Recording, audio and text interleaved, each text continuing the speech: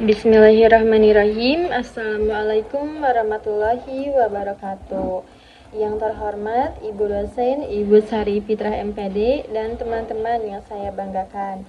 Terima kasih sudah memberikan kesempatan kepada kelompok kami untuk memaparkan hasil observasi program BK di SMK Negeri 6 Garut. Perkenalkan, saya Putri Melati dan ada rekan saya yaitu Kang Lukman Hakim. Baik, untuk mempersingkat waktu langsung saja kepada pembahasannya. Latar belakang program bimbingan dan konseling BK merupakan bagian integral dari sistem pendidikan di sekolah yang berfungsi membantu siswa mencakup perkembangan optimal. Nah, jadi di SMK Negeri 6 Garut juga pelaksanaan program BK mencakup berbagai layanan seperti layanan orientasi, informasi, penempatan dan penyaluran konseling perorangan ataupun bimbingan kelompok. Observasi ini dilakukan untuk memperoleh gambaran nyata mengenai implementasi program BK dan peran guru BK dalam membantu siswa-siswinya untuk menyelesaikan masalah-masalahnya. Baik, lanjut. Tujuan dari observasi ini adalah untuk mengetahui bagaimana pelaksanaan program BK di SMK Negeri 6 Garut, mencakup aspek perencanaan, pelaksanaan, dan evaluasi layanan BK. Tujuan kami untuk observasi program BK bimbingan dan konseling membantu siswa SMK sekolah menengah kejuruan dengan mengidentifikasi kebutuhan mereka, mengevaluasi efektivitas program BK dan meningkatkan kualitas layanan BK di sekolahnya. Observasi ini membantu memahami kebutuhan siswa dalam berbagai aspek seperti akademik, sosial, emosional, dan karir. Itu mungkin yang dapat saya sampaikan. Yang selanjutnya ada metode. Nah, metode yang digunakan dalam kegiatan ini tuh adalah tentunya observasi dan juga wawancara kepada guru BK. Nah, metode observasi ini tuh dilakukan untuk memperoleh gambaran langsung mengenai pelaksanaan program BK di sekolah tersebut. Nah, observasi ini tuh dilakukan dengan mengamati secara sistematis kegiatan layanan BK mulai dari pelaksanaan, perencanaan, dan juga hingga evaluasi program yang dilaksanakan oleh guru BK. Nah, observasi itu mencakup kegiatan layanan dasar, layanan komprehensif, dan juga layanan pengembangan serta penggunaan sarana dan juga prasarana pada BK di SMK Negeri 6 Garut. Nah, selanjutnya metode wawancara ini tuh digunakan untuk memperoleh informasi yang lebih mendalam dari guru BK sebagai pihak yang bertanggung jawab atas pelaksanaan programnya. Nah, dengan menggabungkan observasi dan juga wawancara dengan guru BK, kami juga dapat memperoleh data yang lebih komprehensif dan juga akurat mengenai pelaksanaan program BK di sekolah itu tuh seperti apa. Nah, hasil pengumpulan data ini tuh diharapkan dapat digunakan sebagai bahan evaluasi dan juga pengembangan program BK agar lebih efektif dalam membantu perkembangan siswa. Yang selanjutnya itu ada teori yang mendasari hasil observasi. Nah, pelaksanaan program bimbingan dan konseling di BK SMK Negeri 6 Garut itu mencerminkan prinsip-prinsip dasar layanan BK yang diuraikan dalam literatur keBK-an itu ada beberapa teori yang relevan sebagai dasar pelaksanaan layanan yang meliputi ini tuh ada teori layanan BK menurut Gibbs dan Henderson pada tahun 2014. Nah, menurut beliau bimbingan dan konseling itu adalah sebuah layanan bantuan yang ditujukan untuk peserta didik baik individu maupun kelompok dengan berbagai jenis layanan maupun kegiatan yang mendukung yang sesuai norma agar peserta didik itu dapat mandiri dan juga bisa berkembang secara optimal baik dalam kehidupan pribadi, sosial, belajar atau maupun karir. Nah, suatu upaya proaktif dan juga sistematis untuk dapat mencapai tingkat perkembangan yang diinginkan dalam lingkungannya melalui fasilitas yang diberikan oleh layanan dan juga bimbingan dan konseling. Tugas dan tanggung jawab juga yang sangat penting dalam mengembangkan serta membangun dan juga membantu suatu lingkungan ini. Nah,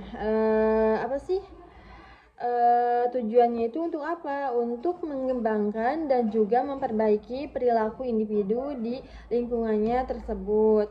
Yang selanjutnya itu ada teori perkembangan karir menurut Donald S. Super. Nah, teori perkembangan karir yang dikemukakan oleh Donald itu adalah lingkungannya itu tentunya sangat luas dan karena apa? Karena perkembangan jabatan itu tuh dipandang sebagai suatu proses yang mencakup banyak teori tentunya, banyak faktor. Nah, faktor tersebut itu sebagian terdapat pada individu sendiri dan untuk sebagian terdapat itu terdapat dalam lingkungan hidupnya yang semuanya itu berinteraksi satu sama lain dari bersama-sama membentuk proses perkembangan karir seseorang. Nah, pilihan jabatan ini itu tentunya merupakan suatu perpaduan dari aneka faktor pada individu sendiri seperti kebutuhan sifat-sifat kepribadian, kemampuan intelektual, dan juga banyak faktor di luar individu. Nah, seperti taraf kehidupan, sosial, ekonomi, keluarga, pokoknya variasi tuntutan lingkungan kebudayaan dan juga kesempatan atau kelonggaran yang muncul. Nah, titik berat dari hal-hal ini tuh adalah terletak pada faktor-faktor pada diri individunya sendiri seperti itu. Yang ketiga ada teori konseling individual dan kelompok menurut Chorey pada tahun 2016. Nah, menurut Chorey itu konseling kelompok itu adalah salah satu metode efektif untuk membantu siswa itu dalam mengatasi berbagai permasalahan emosional dan juga sosialnya. Nah, melalui interaksi dengan anggota kelompok, siswa juga belajar dari pengalaman orang lain dan juga dapat saling mendukung dalam menghadapi masalah yang sama seperti itu atau yang serupa. Nah, konseling kelompok juga menciptakan lingkungan yang aman dan tentunya mendukung yang dimana siswa itu dapat berefleksi pada perilaku mereka dan juga mengembangkan keterampilan sosial dan juga meningkatkan rasa empatinya, rasa percaya dirinya seperti itu. Yang keempat, teori kolaborasi pendidikan menurut John C. Epstein 2018. Menurut John C.,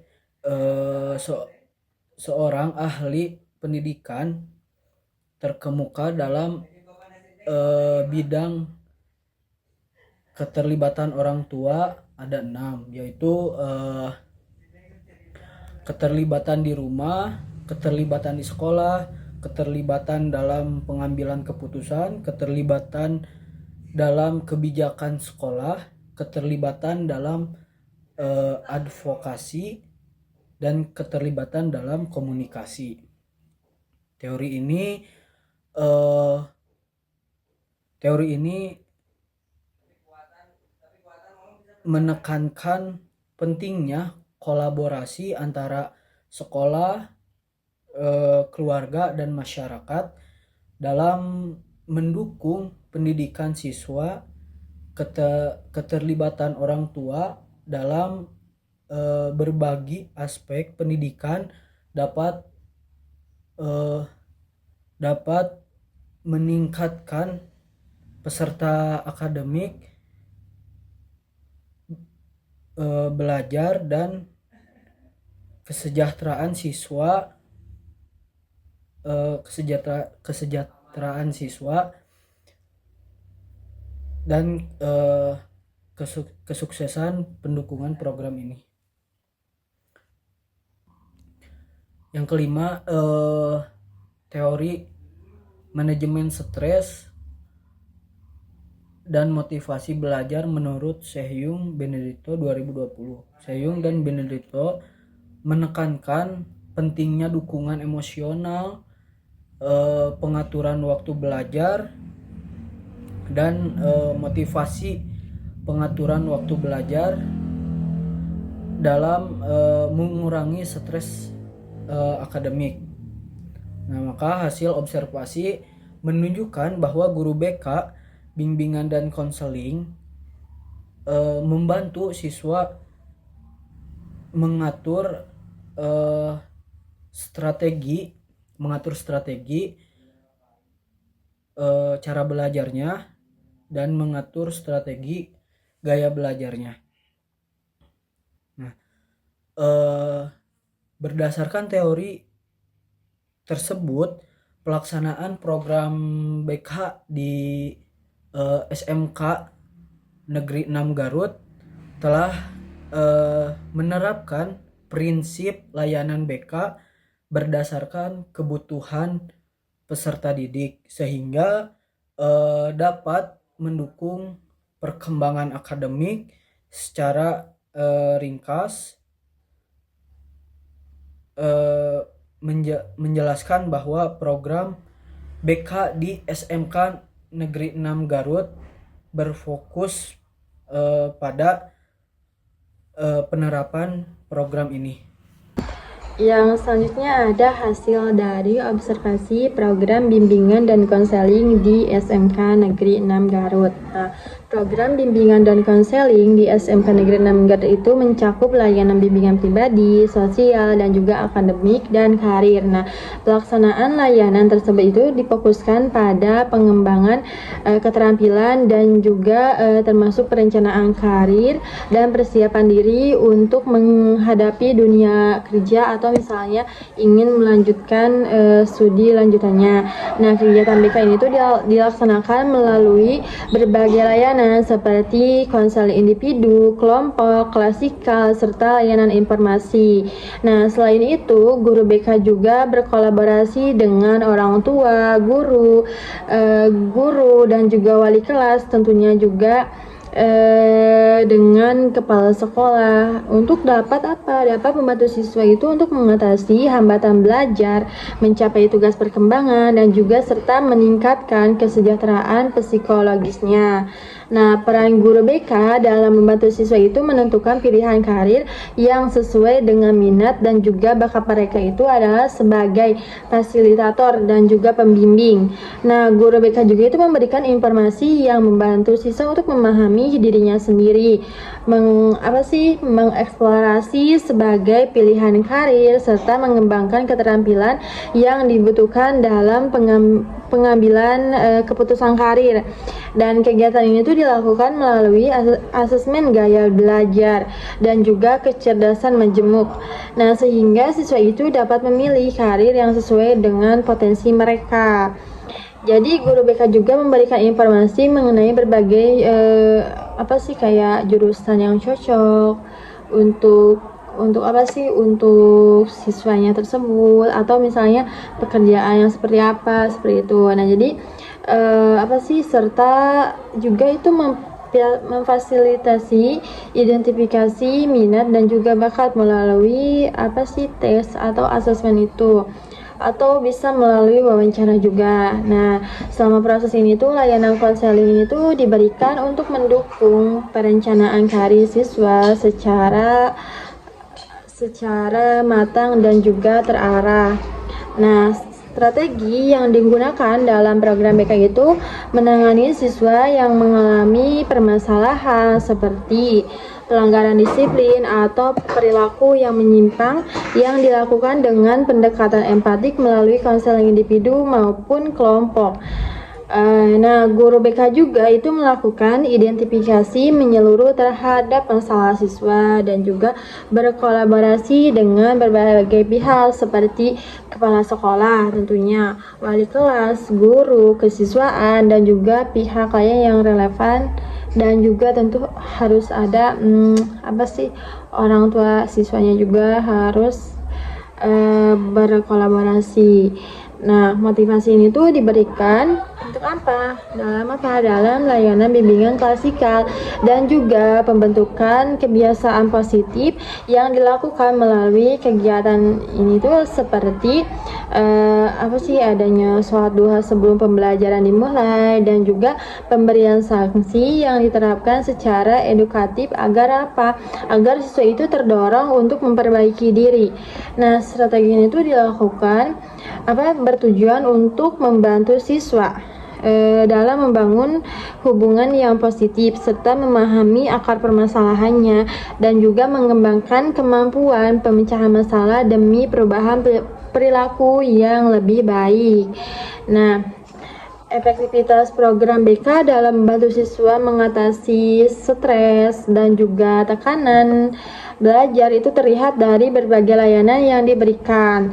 Nah, guru BK itu tentu harus memberikan dukungan emosional melalui layanan klasikal, kelompok, maupun individu itu sendiri. Nah, dalam kegiatan ini, guru BK juga membantu siswa untuk mengatur waktu belajar sesuai dengan hasil dari asesmen gaya belajar mereka, serta siswa juga harus bisa memahami potensi dan juga strategi belajar yang tepat untuk dirinya gitu. Nah, pendekatan ini tuh diharapkan untuk apa? Untuk dapat mengurangi stres dalam proses pembelajaran. Nah, selain itu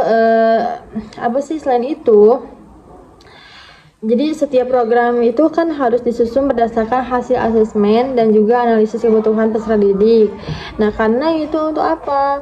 Karena kan setiap jurusan di SMK itu memiliki karakteristik dan juga kebutuhan yang berbeda-beda tentunya. Nah, oleh karena itu, kolaborasi antara guru BK dan juga wali kelas ini tuh menjadi sangat penting gitu, agar penanganan stres dan juga penanganan siswa stres itu dapat dilakukan secara tepat dan juga berbasis data yang lebih akurat, yang lebih relevan. Nah, guru BK juga menjalin komunikasi tentunya dengan orang tuanya yang pertama, dan juga mengingat tekanan belajar siswa yang seringkali dipengaruhi oleh faktor lingkungan keluarga. Mungkin seperti itu yang selanjutnya akan dijelaskan oleh Kang Lukman Hakim, dipersilakan. Hasil observasi program bimbingan dan konseling di SMK Negeri 6 Garut. Program bimbingan dan konseling BK di SMK Negeri 6 Garut mencakup layanan bimbingan pribadi, sosial, akademik, dan karir. Peran guru BK dalam membantu siswa menentukan pilihan karir yang sesuai dengan minat dan bakat mereka adalah sebagai fasilitator atau pembimbing.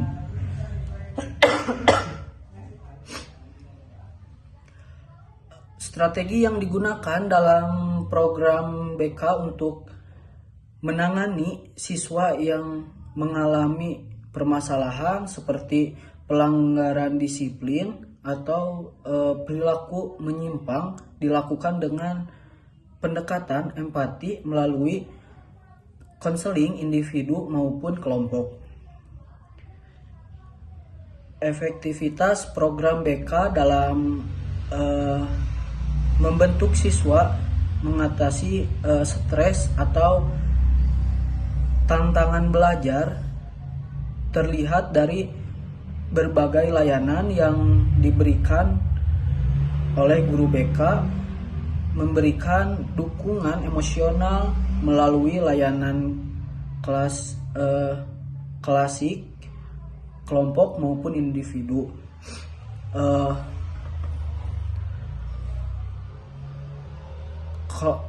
Kolaboratif antara guru BK atau wali kelas dan orang tua memiliki peran penting dalam keberhasilan program BK di SMK Negeri 6 Garut. Program BK ini tidak akan berjalan mulus apabila dilakukan secara individual.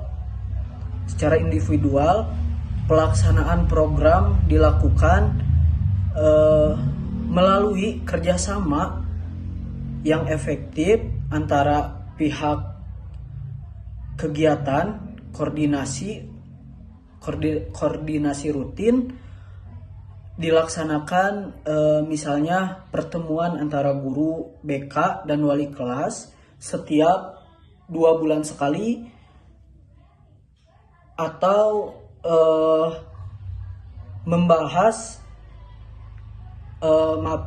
untuk membahas perkembangan siswa, komunikasi terbuka dengan orang tua juga dilakukan melalui kegiatan home visit atau undangan pertemuan di sekolah yang bisa disebut juga seperti rapat wali kelas dan orang tua. Berdasarkan guru BK dan wali kelas dan orang tua menyusun strategi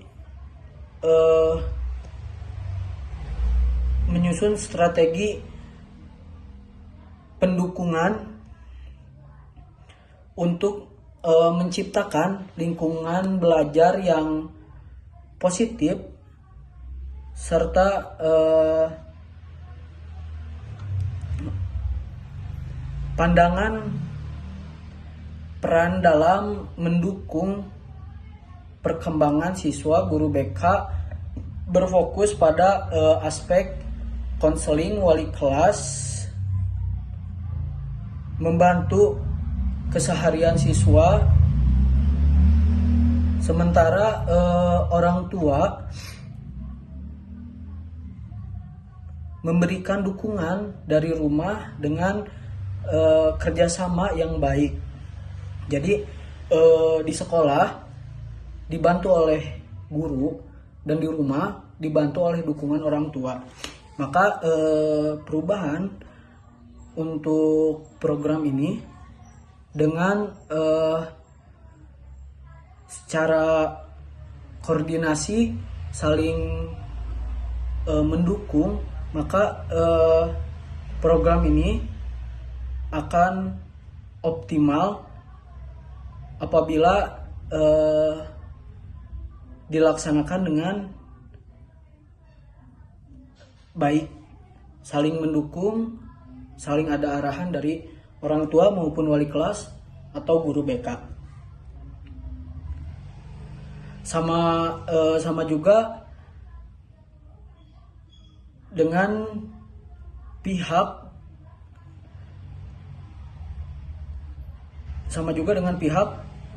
berkontribusi dalam membantu siswa mengembangkan potensi dan mencapai kerjasama secara menyeluruh. Demi hasil observasi ini disusun untuk memberikan gambaran menyeluruh mengenai pelaksanaan program bimbingan dan konseling di SMK Negeri 6 Garut. Itu mungkin yang dapat saya sampaikan. Terima kasih. Demikian hasil observasi ini tuh disusun untuk memberikan gambaran menyeluruh mengenai pelaksanaan program bimbingan dan konseling di SMK Negeri 6 Garut. Yang terakhir ada kesimpulan. Nah, berdasarkan hasil dari observasi program bimbingan dan konseling di SMK Negeri 6 Garut itu berjalan secara komprehensif dan juga efektif. Nah, layanan BK yang mencakup aspek pribadi, sosial, akademik, karir, mampu membantu siswa dalam dalam perencanaan karir, pengelolaan stres belajar, gaya belajar, dan juga pembentukan karakter siswa. Nah, peran guru BK itu sebagai fasilitator, dan juga harus berkolaborasi dengan wali kelas, guru mata pelajaran, WKS kesiswaan, dan juga tentunya orang tua yang menjadi kunci keberhasilan dalam program tersebut. Nah, strategi yang digunakan itu bersifat empatik, edukatif, dan juga berbasis kebutuhan individu siswa.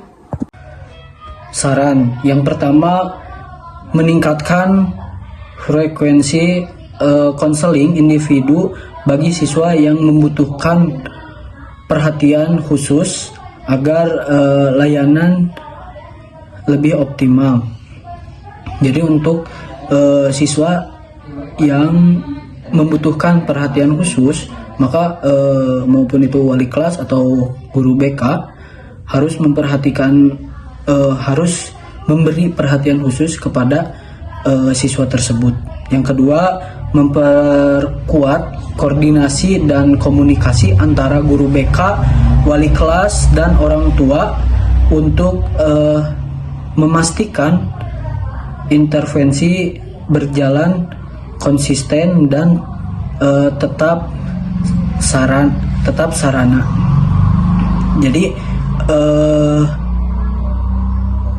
komunikasi antara pihak sekolah, pihak guru BK atau wali kelas kepada orang tua itu harus terus berjalan, harus terus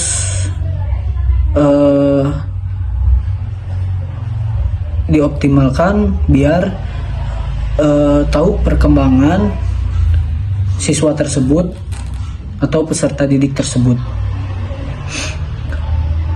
Yang ketiga, menyesuaikan program BK dengan karakteristik setiap jurusan agar layanan lebih relevan dan efektif. Yang keempat, mengembangkan kegiatan tambahan yang dapat meningkatkan motivasi belajar dan keterampilan hidup siswa, misalnya workshop pengembangan karir atau manajemen stres. Itu mungkin yang dapat saya sampaikan. Saya kembalikan ke moderator. Mungkin cukup sekian hasil dari observasi wawancara di SMK Negeri 6 Garut. Kurang lebihnya mohon dimaafkan. Wassalamualaikum warahmatullahi wabarakatuh.